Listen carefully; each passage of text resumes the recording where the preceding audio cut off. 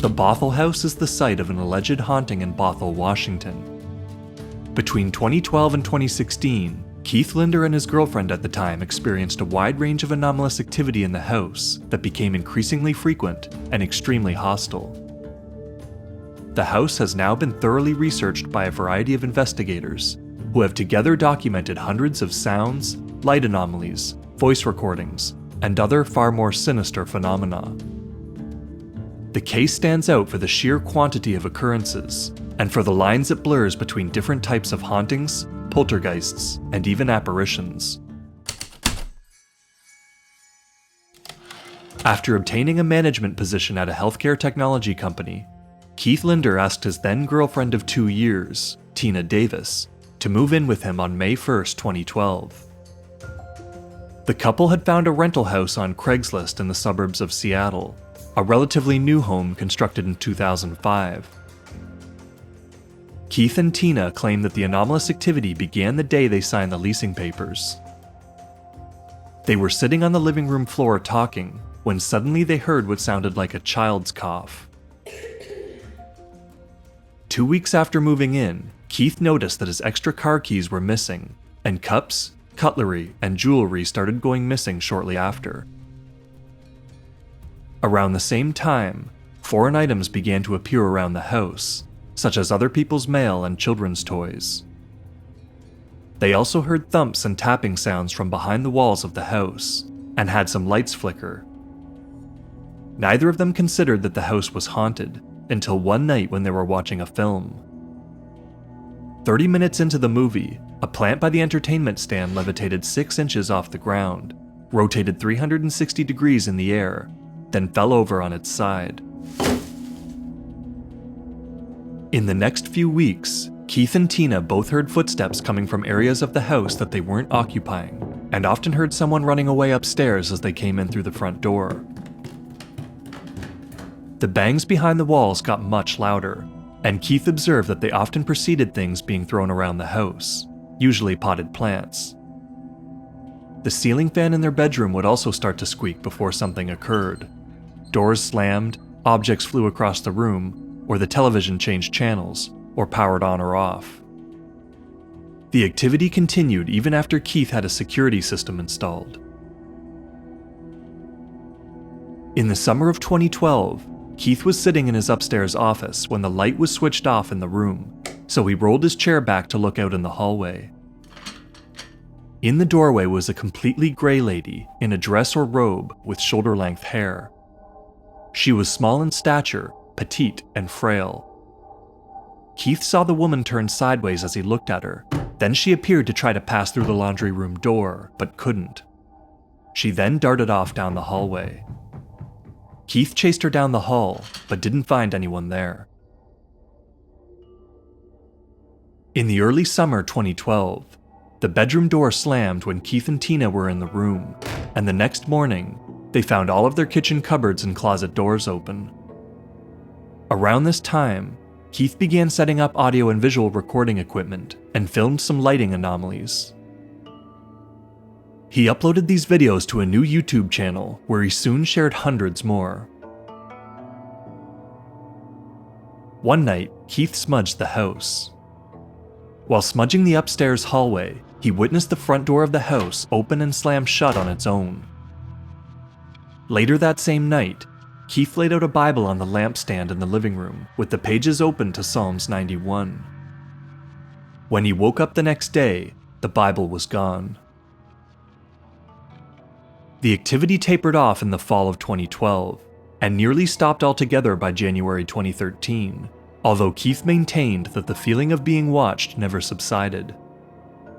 One notable exception was when Keith saw the shadow of a woman in profile walk across the living room wall and behind the entertainment stand. Also, in the summer of 2013, Keith was selected by Microsoft to be a beta tester for the Xbox 360 game console's Kinect system prototype.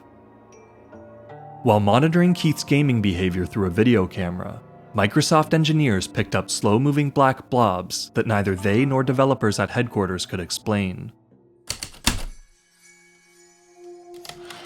On January 2, 2014, Keith fell down the stairs, resulting in a torn patellar tendon in his leg.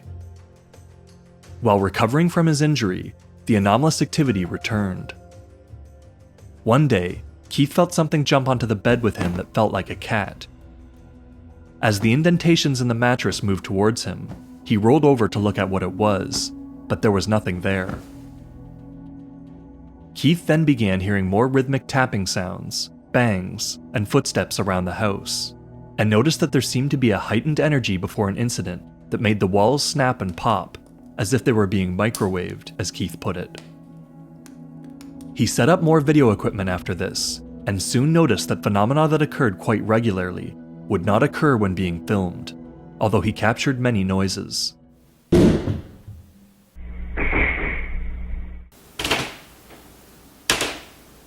On March 30th, the couple's bedroom door was ripped off its hinges with a violent crashing sound, and a ceiling light exploded in the hallway.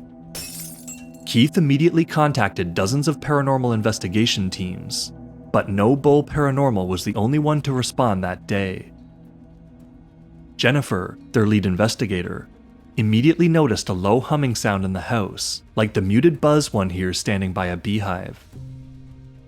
Everyone's cell phones and the team's AV equipment died immediately after entering. After recharging, they captured a white mist on an infrared camera that wasn't visible to the naked eye. Jennifer then did a half-hour sage cleanse in which the sage ignited by itself. The humming sound ceased after this, and the team left. That night, Keith and Tina woke to the fire alarm going off, and saw a glow coming from under the remounted bedroom door. Sitting on the other side of the door was the open Bible that had gone missing nearly 2 years prior, with its pages on fire, and a small wooden cross inside that he'd recently acquired. This was the first of 3 Bibles to self-immolate. On April 4th, just before the most active phase in the haunting, Keith and Tina had their bedroom TV turn on to a music channel blasting Dark Horse by Katy Perry. Each time that the TV came on, the song was in the second half of the chorus, where Perry sings, "Are you ready for a perfect storm? 'Cause once you're mine, there's no going back."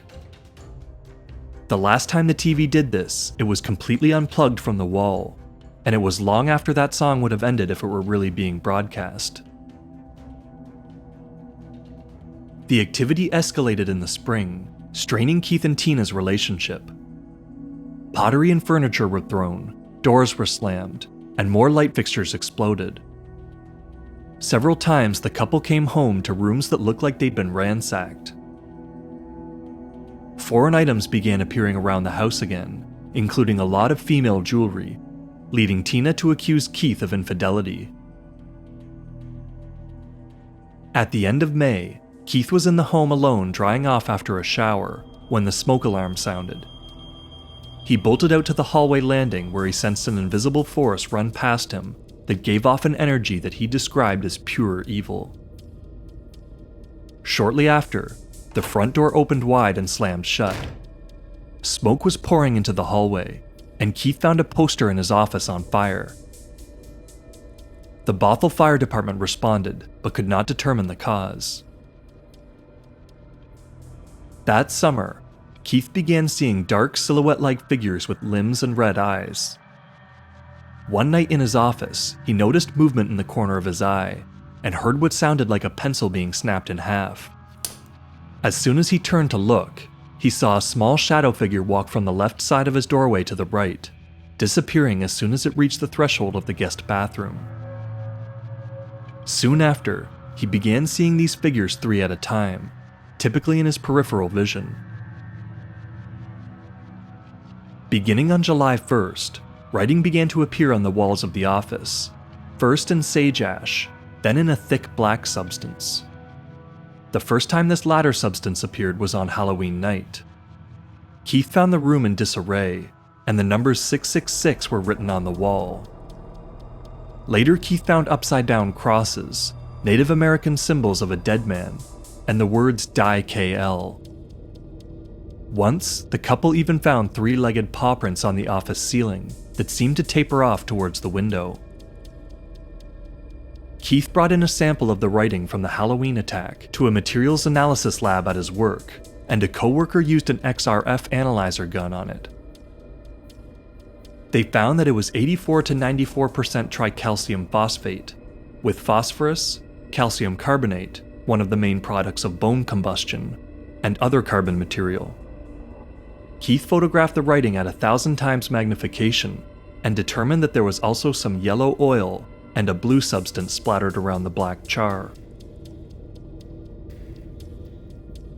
By the fall of 2014, Keith was being poked and prodded in his bed at night and was frequently haunted by the shadow figures. In October, 3 candles were thrown at a bookshelf in his office. Minutes later, he started hearing a sound like someone rustling dead leaves. The sound grew closer until a lady emerged from the left side of the doorway that was entirely white in color, just as the earlier woman was all gray. The lady was carrying something in her hands that looked to be a laundry basket, and she walked past the open door and seemed to continue into the guest bedroom to the right. But when Keith jumped up to follow her in, he found no one inside. Also that fall, Keith accidentally dropped his piggy bank while trying to put more dimes inside, sending coins scattered everywhere. A few days later, he began finding single dimes around the house, seemingly placed where he would find them. One day he decided to read the date on one of the dimes he found, and realized that it was minted on the year of his birth, 1969. A few minutes later, he found another dime in the same place, also dated 1969. When he dared the force behind the dimes to make one appear right now, about 30 dimes dropped from above his head, all at the same time. In November 2014, Keith was gifted a prayer card and an Indigenous protection necklace. On Christmas Day, both items reappeared nailed to a doorframe with the words Die KL written in black bone char on the card. The same phrase appeared in his car as well. 2 computer monitors caught fire, and smoldering burn marks began appearing on Keith's clothing while he was wearing them. In January 2015, Keith saw the Grey Lady for a second time.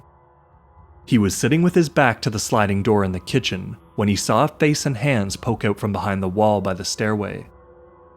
The woman looked disheveled, and her eyes were bulging out of her head. She pulled back behind the wall, and Keith heard footsteps run up the stairs, down the hall, and into the guest bathroom over top of him.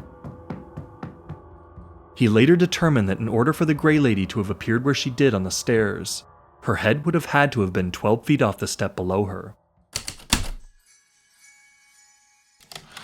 After a friend contacted the Seattle Catholic Church in April 2014, Keith and Tina made repeated calls for a priest, only to be directed back and forth between the Bothell and Seattle church. Soon after the poster fire, Keith and Tina managed to speak with Father Northrup of the Bothell church. 2 weeks later, he visited the house to conduct a cleansing, and did several other rituals there in the next few months. Each time, the activity would cease for a few days, then come back worse. In early fall of 2014, Keith was able to connect with a family that rented the Bothell home in 2008 and 9. The mother, Rhonda Lee Jimenez, admitted that her family had all experienced similar activity, and that she began struggling with depression and alcoholism shortly after they moved in. She developed suicidal thoughts in this house, and made 3 attempts on her life. Once, she was even raped by a home intruder.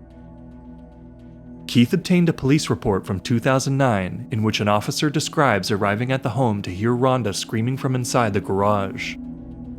"Why are you doing this to me? I just want to go home. Stop it." She came bursting out of the garage holding a screwdriver, looking completely disheveled and covered in mud, forcing the officer to strike the weapon from her hand after she refused to drop it. Rhonda committed suicide on August 15, 2016. Elisa Jaffe, a reporter from Seattle's KOMO News, visited the Bothell House on October 30, 2014, then contacted Dave Schrader, chief researcher at the Travel Channel show Ghost Adventures. Keith and Tina were put in a hotel while the Ghost Adventures team conducted their investigation, although it's known that the probability of experiencing poltergeist activity is higher when the house's occupants are present. The investigation was a mere 5 hours, and the Travel Channel aired the episode the following February. Keith claimed that the way that the episode was edited makes it appear that he and Tina were exaggerating or hoaxing it all, even though hoaxing was never uncovered. He believes that the Ghost Adventures team portrayed himself and Tina in a negative light to save face from their fruitless investigation. Still, the show's team revisited the case for an episode in May 2020 and doubled down on their original assessment. Keith and Tina broke up in 2015, just a few months after Demons in Seattle aired. Keith claimed that 2 factors in their breakup were the way that Tina was portrayed on the show, and the conjecture from paranormal teams and church officials that a demonic presence was feeding off of her negative energy. Keith felt determined to stay, lest that be the final word on the haunting. In the spring of 2015, a paranormal team led by Nicole Novell reached out to Keith and had CCTV cameras installed in the house, allowing for constant remote surveillance. Nikki and her team captured a variety of activity, including an image in the bedroom that Keith insisted was the Grey Lady, which he had then come to believe was actually the form of Rhonda. Novell then flew out to Seattle with a colleague in late January 2016 and stayed in the house for 3.5 weeks.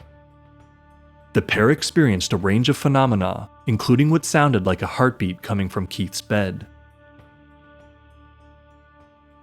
In the fall of 2015, Keith reached out to the scientific establishment of parapsychology, led by British parapsychologist Steve Mara.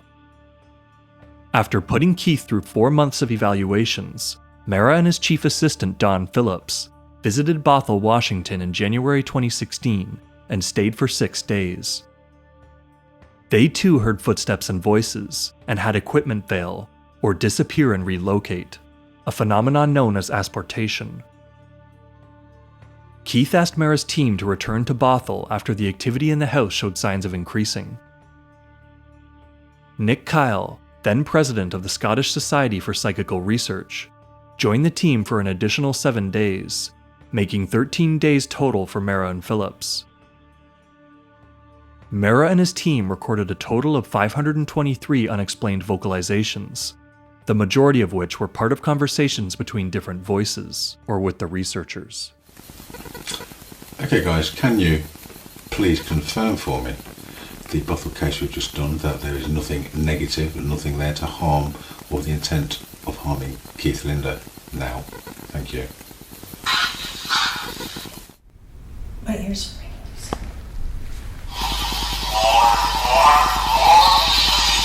Keith made several unsuccessful attempts at exorcising the house along the way, then moved out entirely on May 8, 2016. Before leaving, he self-published the Bothell House, which documents all the occurrences up to that point. He republished the same book with added evidence in 2018, the Bothell House 2.0. Mara published his own book on the Seattle Demon with author Jenny Ashford in 2016. The Bothell House was sold within 3 months of Keith moving out, and there have been no reports of new activity. However, Keith is occasionally haunted in his current home, also in Seattle, and the 2 other homes he's had since 2016.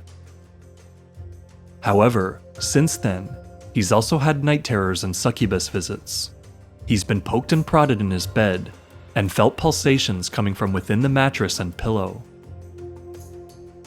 Keith documented some of these occurrences, and shared his interpretation of the phenomena in 2019's Attachments, Poltergeist of Washington State. Rob Tilley of the Australian Institute of Parapsychology Research claimed that the Bothell House is right up there with the most frightening of poltergeist cases, a major work, a turning point in poltergeist research. Kirsten A. Thorne, founder of the International Society for Paranormal Research, remarked on the sheer range of activity. If ever there was a potpourri of paranormal phenomena, this is it. And that is the hallmark of the demonic. The deliberate creation of confusion, the delight in creating chaos, the impossibility of stitching together a story that explains why all this is happening. The case involved elements of poltergeist activity, intelligent hauntings, residual hauntings, crisis apparitions, and living apparitions, for example. The convergence of these phenomena in the same house in Bothell suggests that at some level, they may all be related. As Mara explained, most poltergeist cases involve children or adolescents in the home, usually female, as well as family trauma or extremely stressful circumstances. None of that was present in Keith's case. Also of interest is the age of the home. As Keith discovered, it is something of a dogma amongst paranormal investigators that only old houses can be haunted. Keith said that most of the teams that he called brushed him off when he mentioned the recent build. As in many cases of hauntings and poltergeists, the activity did not seem to be exclusively attached either to the location or to the people in it. While both Keith and the previous tenant experienced many of the same phenomena, Linder also experienced some of the same activity in 3 different houses since, and friends of his that engaged with the phenomenon have experienced activity elsewhere. Keith is convinced that the entire Bothell neighborhood is haunted by some negative energy that was established when the local indigenous peoples were killed off by war and disease, or forced onto reservations. Keith believes that malevolent spirits descended on this area, feeding off the negative energy. He has stated that by engaging with, and even challenging these spirits, and especially by trying to capture them on video, he caused them to grow stronger, and to latch themselves to him. Keith also believes that the spirits personalized their attacks, and tended to turn his own words, deeds, and beliefs against him. He believes that this is what was meant when he heard a voice say, "I am a mirror." For example, after he laid out crosses and Bibles, the phenomenon burned them, and wrote what Keith described as the cliché 666 on the wall, and started inverting crosses. Keith also believes that the phenomenon turned himself and Tina against each other, and against the entire outside world, in order to weaken them and feed off their negative energy. For a time at least, the Bothell House in Washington State was home to one of the most active and malevolent hauntings ever to be thoroughly investigated. The case contains a particularly striking range of haunting, poltergeist, and apparitional phenomena, while also standing apart as an anomaly on its own.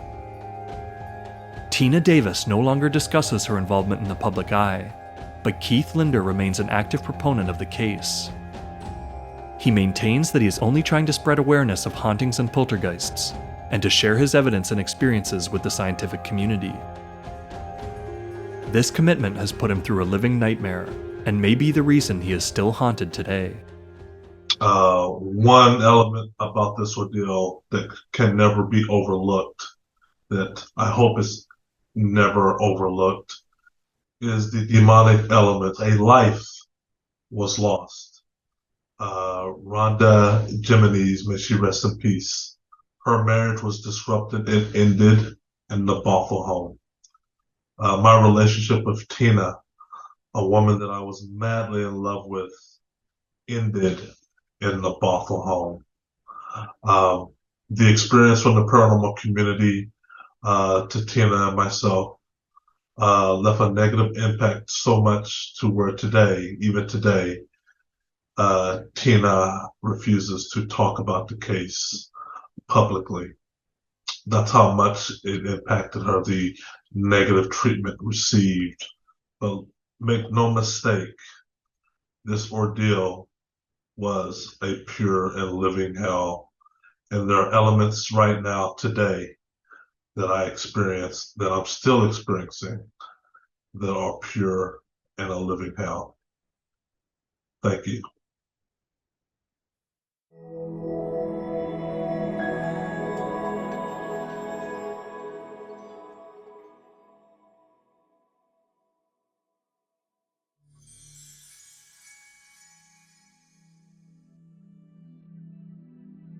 If you like the music in this video, you can hear it and much more from our composer, Josh Chamberland, on his SoundCloud page.